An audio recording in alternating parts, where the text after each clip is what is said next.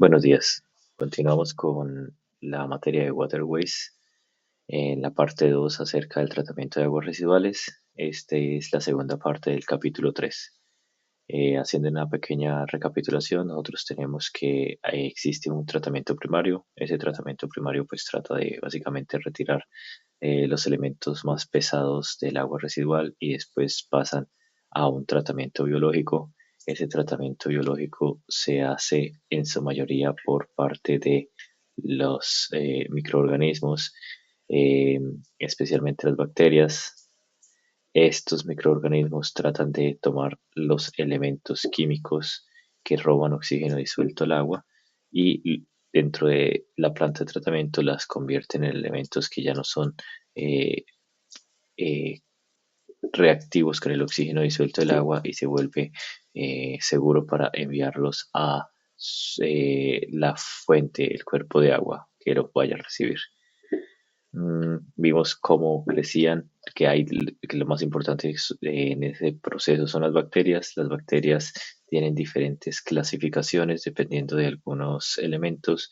La más importante es que se aprenda esta clasificación y esta clasificación. Lo más importante que hay que tener en cuenta.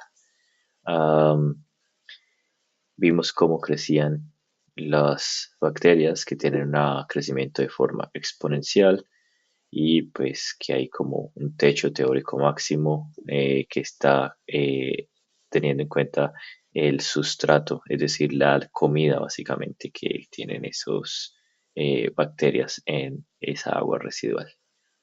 Y pues obviamente se mantiene un estado de estabilidad o de balance y nosotros en el diseño se tiene que mantener ese balance para que haya suficiente sustrato o comida para las bacterias que tengan condiciones estables para que puedan generar los nuevos componentes que necesitamos junto con biomasa, menos sustrato y pues la energía, que es lo que nosotros queremos. Entonces hay que mantener ese equilibrio.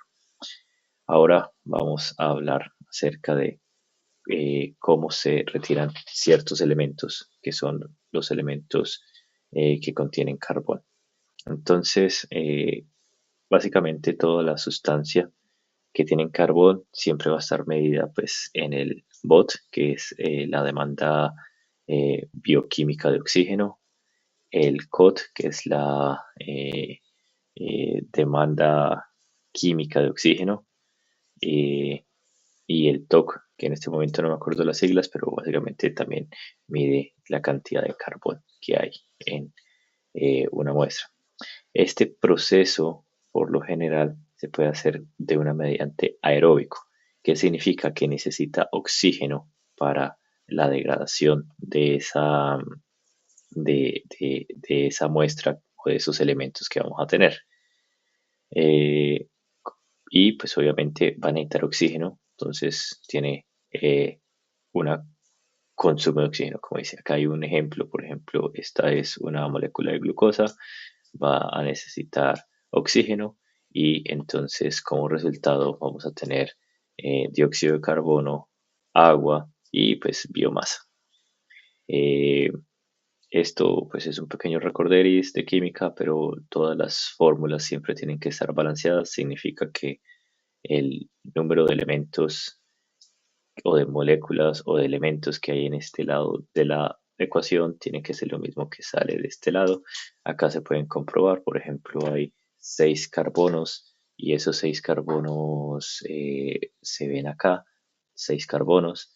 Acá hay 12 hidrógenos que pues, son los mismos que ves acá. Y pues acá se ven que hay 6 oxígenos y 6 por 2, 12. Entonces son 18 oxígenos y aquí también los puedes ver 6 oxígenos y 6 por 2, 12, los mismos 18 oxígenos. Es decir, está balanceado. Este es un poco más rápido porque pues yo ya te lo había explicado, pero pues es bueno para saber. Eh, por lo general, los productos de una eh, degradación aeróbica, es decir, que gasta oxígeno, van a ser dióxido de carbono, agua y biomasa. Y es lo que tú ves acá. Dióxido de carbono, agua y biomasa. Por lo general, casi todas siempre tienen eso, y pues son elementos que son bastante deseables como subproducto. Esto es un proceso heterotrófico.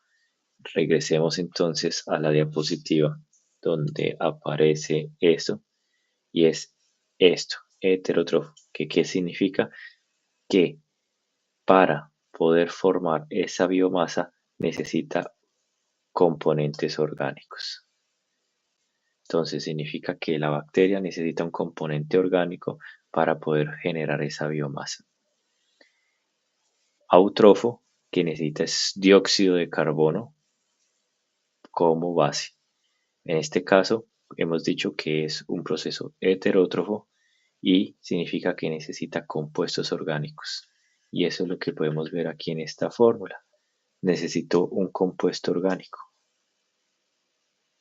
Este es un compuesto orgánico y pues necesito el oxígeno porque es aeróbico, básicamente, para producir esta biomasa. Ahora, igualmente se puede hacer una degradación de ese carbono de forma anaeróbica. Entonces, esto es bastante obvio, pero pues obviamente si tú lo quieres hacer aerobio, vas a necesitar una aireación. ¿Qué significa? Que vas a tener un tanque, como ese tanque pues tiene agua que se va a consumir el oxígeno disuelto, pues le ponen un tubito como en una pecera y por aquí salen burbujitas de aire. Básicamente es el concepto. Y pues airea la mezcla. Entonces, para un proceso aeróbico, pues necesita la aireación. Entonces, para un proceso, si usted no quiere tener esto en su tanque, pues puede hacer un proceso anaeróbico, sin oxígeno. Entonces, la alternativa pues, va a ser un proceso anóxico o anaeróbico. ¿Qué va a significar eso? Entonces significa que la energía de los microorganismos, que es el rendimiento, este yield sería como el rendimiento. Entonces el rendimiento de energía de los microorganismos es más bajo que en una degradación aeróbica. Por ejemplo, la misma molécula de glucosa que tenemos acá se convierte en etanol y dióxido de carbono. Si te das cuenta, este es un elemento más complejo, es alcohol, y es pues más complejo a comparación del otro. Dióxido de carbono y agua. Mira, la molécula es más chiquitica. Agua de toda la vida, H2O. Gas carbónico de toda la vida, CO2. Aquí en cambio tenemos que se convirtió en un alcohol. Entonces los productos finales como esto tienen más energía, son productos más energéticos. Entonces vamos a tener ácidos orgánicos, alcoholes y biomasa. Eso es lo que tenemos. Y el crecimiento de las bacterias en un medio anaeróbico, es decir, sin oxígeno, es mucho más bajo. Lo hacen, obviamente, pero es mucho más bajo en comparación de uno aeróbico. Aquí es un ejemplo de una degradación biológica. Esto es básicamente que uno come una molécula que tiene una energía como la glucosa y de esa, por ejemplo, acá está de la glucosa, tiene un potencial de 2800 kilojulios por mol. Recordemos que una mol es una unidad de medida química, como decir una docena, como decir una decena, es una unidad de medida fija, estándar, pero es de muchísimos millones de átomos, pero está fija y eso significa mal. Entonces, por cada mol de glucosa, pues más o menos 2800 kilojulios de energía.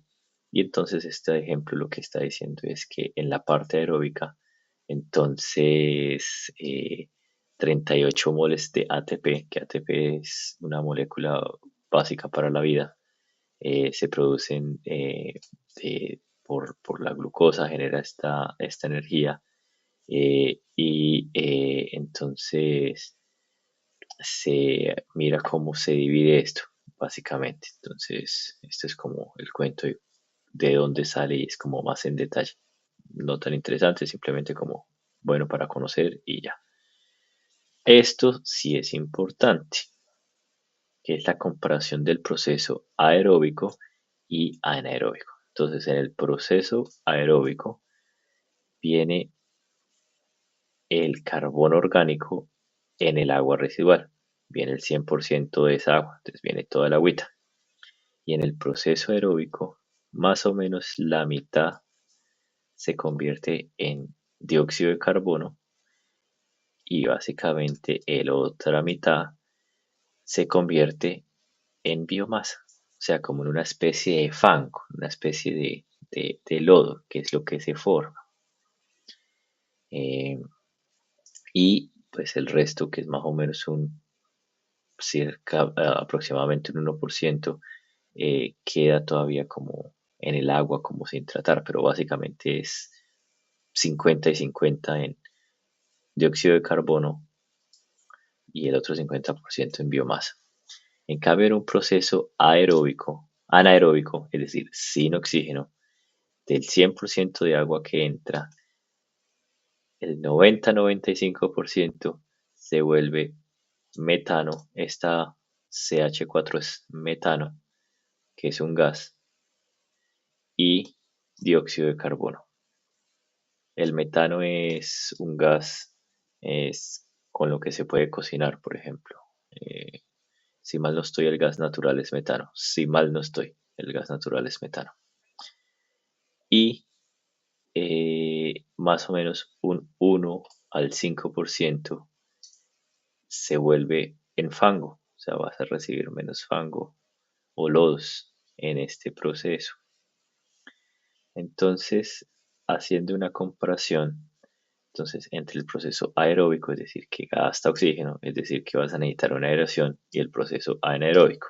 Entonces, en el proceso aeróbico tienes una completa degradación de los elementos en productos de baja energía, es decir, dióxido de carbono y agua.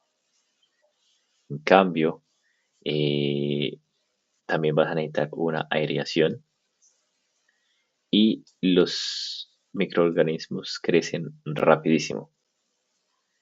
Eh, y esto se usa para aguas que no son tan contaminadas, por ejemplo, como un alcantarillado municipal, por decir algo.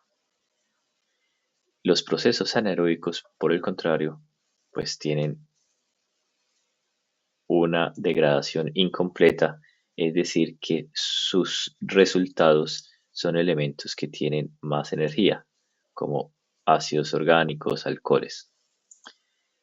No necesita aireación, así que pues va a gastar menos energía, ¿no? Porque pues aquí por lo menos necesita eh, la energía de conectar la bomba para que bote el aire en el aeróbico. En cambio aquí en el anaeróbico pues no necesita nada de eso. Entonces pues va a ser menos consumo, ¿no? Y las bacterias, esto yo creo que es una de las cuestiones más importantes, crecen mucho más lento en comparación de los procesos aeróbicos. Y esto se usa más que todo en plantas de tratamiento de aguas muy contaminadas e industriales por lo general. Entonces, básicamente, aeróbicos, importante, degrada los componentes en productos de baja energía, como eh, dióxido de carbono y agua. En los procesos anaeróbicos lo hace incompleto y produce elementos de alta energía como alcoholes, por ejemplo. En el aeróbico necesitas aeración, en el anaeróbico no. En el aeróbico crecen rápido las bacterias, en el anaeróbico no. En el aeróbico se usa más que todo para aguas residuales municipales. El anaeróbico es para aguas muy, muy, muy contaminadas con agua industrial. Bueno, ahora hay otros procesos de eh, como esa oxidación o esa, eh, ¿cómo se llama la palabra? Degradación de los elementos. Entonces hay un proceso heterotrófico. Recordemos que era el proceso heterotrófico. Entonces nos saltamos acá. El proceso heterotrófico es que necesita componentes orgánicos para formar biomasa. Y autotrófico que necesita dióxido de carbono. Es heterótrofo, componentes orgánicos, autótrofo, eh, dióxido de carbono. Volvamos acá. Entonces, en este necesita elementos orgánicos. Entonces, oxidación de organismos de carbono o cosas orgánicas de carbón por bacterias heterotróficas, entonces usted necesita solamente 2 gramos de material para producir 1 gramo de biomasa. En cambio, en un autótrofo, en el cual usted necesita dióxido de carbono como fuente, usted necesita 30 gramos de material para 1 gramo de biomasa. ¿Qué significa? Que en estos procesos usted necesita más material base para producir la misma biomasa. Y eso obviamente tiene una consecuencia en la velocidad de crecimiento de estos organismos, ¿no? Esto es interesante e importante para el nitrógeno. El nitrógeno, básicamente todo el nitrógeno, si te das cuenta, produce eutroficación, es decir, que crece, que genera muchos nutrientes para los cuerpos de agua y hace que crezcan las plantas acuáticas de forma muy rápida. Y eso es malo para el ambiente porque crece la planta de tal manera que impide el rayo de la luz del sol, y pues eso es malísimo para la vida, que es como que le pusieras una tapa o una tela al lago o al río. Esto de pronto, por si llegan a preguntar, el, el total Kendall nitrógeno es la suma del nitrógeno orgánico, de amo- el amonio y el amoníaco. Esas son las moléculas. Esta de acá es amonio y esta de acá es amoníaco. Eh, Tienen H, no tienen oxígeno. Y los nitratos y nitritos tienen oxígeno. De pronto como para que los puedas reconocer. Eh, para retirar el nitrógeno, entonces nosotros es muy interesante que cuando usted tiene un amonio y empieza a tratarlo para reducirlo, porque este roba el oxígeno disuelto, el que empieza a crecer es el amoníaco. Básicamente eso es lo que dice esta tablita. Entonces, si te das cuenta aquí, pero eso. Aquí es el que muestran que el amonio es el que roba oxígeno. Muestran la ecuación química para remover el nitrógeno, que es esto que estamos viendo acá, y ese proceso se llama nitrificación. Esto sí es importante que sepas, nitrificación, que es para remover el nitrógeno, es un proceso autotrófico, es decir, que necesita dióxido de carbono para poder hacer su proceso y tiene 2 pasos, porque la idea es llegar del amonio al nitrato, que el nitrato es lo que queremos llegar. Aquí está la ecuación, pero básicamente se puede decir que hay un proceso que lo hacen unas cosas llamadas nitrosomas y nitrobacterias y genera este proceso en total, por eso es el proceso total. Y después de esto que nosotros tenemos, que tú vas a tener esto, que es esto de acá básicamente, lo vas a convertir en una segunda desnitrificación. Entonces hacemos nitrificación y luego le hacemos la denitrificación para llegar a nitrógeno a dióxido de carbono y agua. Esta ya es una reacción heterotrófica y ya eso es lo importante acá. Entonces, básicamente, resumiendo, para remover el nitrógeno se necesitan dos pasos. Que esta es la molécula mala, esta, la 4, NH4 es la molécula mala y esa es la que queremos quitar. Eso es lo importante. Y la que tenemos que quitar la quitamos en dos pasos. Paso número 1, pasamos de esta molécula 4 a este NO3, básicamente. Y de ese NO3 ya lo pasamos a nitrógeno puro, que es un gas, y se va al oxígeno, al aire. El CO pues también es un gas. Y este pues líquido, básicamente. Entonces, para la nitrificación se necesitan dos pasos. Uno que es nitrificación, que es de esta molécula a un NO3, eso es lo importante. Y luego una denitrificación, que es de este NO3 a N2. Eso es lo importante de este procedimiento. Bueno, entonces de momento voy a parar este video y luego hacemos uno chiquito acerca de un último tema de este capítulo y hemos terminado este capítulo.